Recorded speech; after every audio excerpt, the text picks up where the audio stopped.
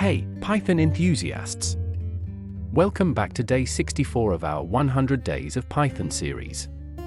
Today, we're diving into advanced data visualization with Plotly and Dash.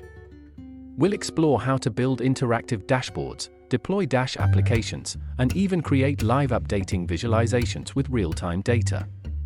Let's get started. Interactive dashboards are powerful tools for turning raw data into actionable insights. Plotly Dash allows us to create beautiful, responsive, and interactive dashboards using just Python.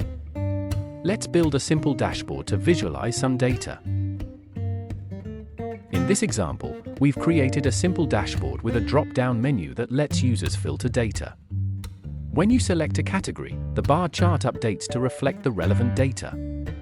With Dash, you can easily scale this up to include multiple charts, inputs, and data sources. Once you've built a Dash app, the next step is deploying it so others can access and interact with your insights.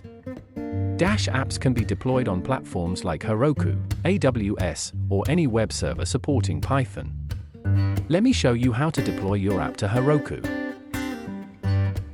Prepare your app for deployment. Ensure you have a procfile and requirements.txt in your project folder. The procfile should contain web python app.py.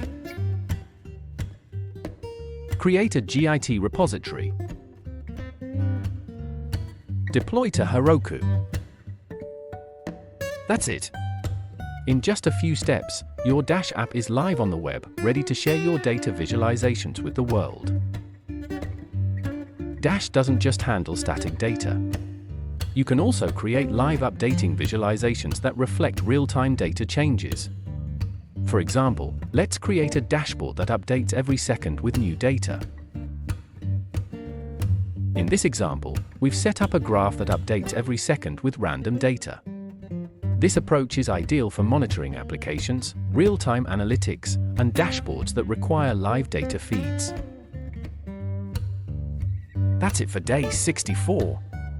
Today, we explored how to create interactive dashboards with Plotly Dash, deploy them to the web, and even set up live updating visualizations. These skills are invaluable for anyone working with data. If you found this video helpful, make sure to hit the like button, subscribe, and ring the bell for notifications. See you tomorrow for day 65.